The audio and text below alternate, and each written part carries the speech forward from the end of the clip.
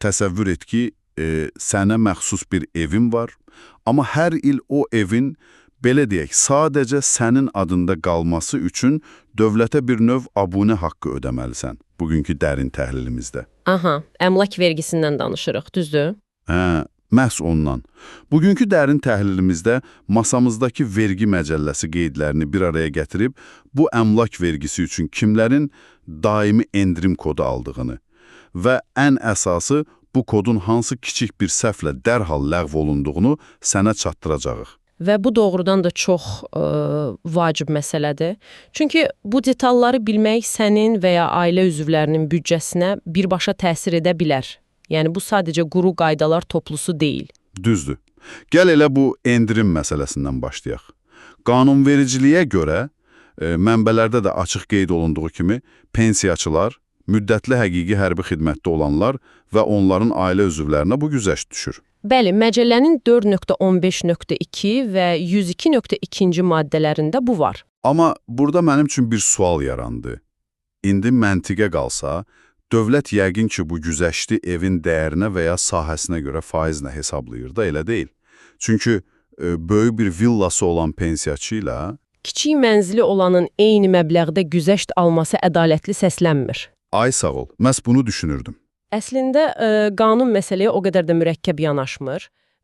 Vergi məcəlləsi burada çox konkret, yəni sabit bir rəqəm təyin edib, hesablanmış əmlak vergisindən tam 30 manat çıxılır. Vəssalam. Bir dəqiqə, mülkün dəyərindən asılı olmayaraq, yəni sadəcə 30 manat? Tamamilə. İstər böyük ev olsun, istər kiçik mənzil, sabit 30 manat çıxılır. Bunun da arxasında bilirsən inzibati effektivlik dayanır.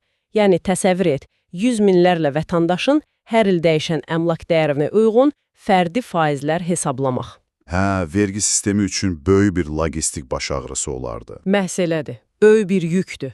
Ona görə də dövlət sadəcə sabit 30 manatlıq bir, belə deyə də, baza müdafiəsi yaradır. Bu sistemi yormadan həssas qruplara konkret sosial qalxan təqdim etməyin ən praktik yoludur. Anladım, çox məntiqlidir.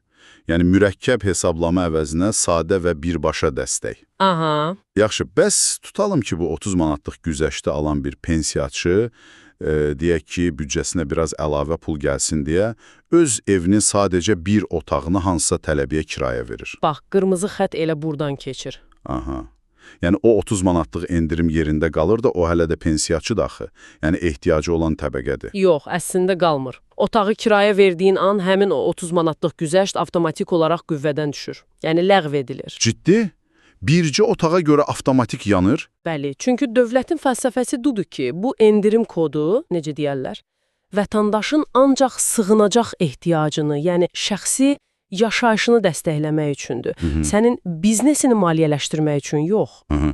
Sən o mülkün hətta çox kiçik bir hissəsindən belə icarə, kirayə və ya hər hansı sahibkarlıq, yəni kommersiya məqsədi ilə gəlir əldə etməyə başlayırsansa, artıq o həssas təbəqə kateqoriyasından çıxırsan. Ay sağ ol, gəlir əldə edən bazar iştirakçısına çevrilirsən.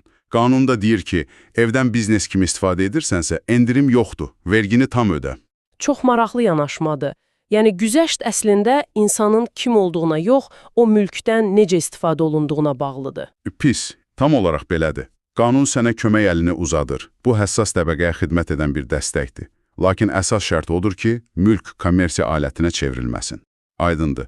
Sözün qısası, dövlət dəstək verir, amma kommersiya məqsədinə keçdiyin an qanun işə düşür. Amma bilirsən, bütün bu qaydalar kağız üzərində çox aydın və dəqiq görünür. Hə, mütləq şəkildə yazılıb. Lakin bu, bizim mənbələrdə yazılmayan, amma mənim fikrimcə reallıqda ortaya çıxan çox böyük bir ziddiyyətə gətirib çıxarır. Maraqlıdır, hansı mənada? Təsəvvür et ki, bir pensiyaçı heç bir rəsmi sənəd olmadan tamamilə qeyri-rəsmi şəkildə evinin bir otağını kiməsə kirayə verir. Qanuna görə güzəşt ləğv olunmalıdır, düzdür? Aha, qanunvericilik bunu tələb edir. Bəs vergi orqanları bunu reallıqda, yəni fiziki olaraq necə izləyir? Yəni, hər kəsin evinə baxa bilməzlər.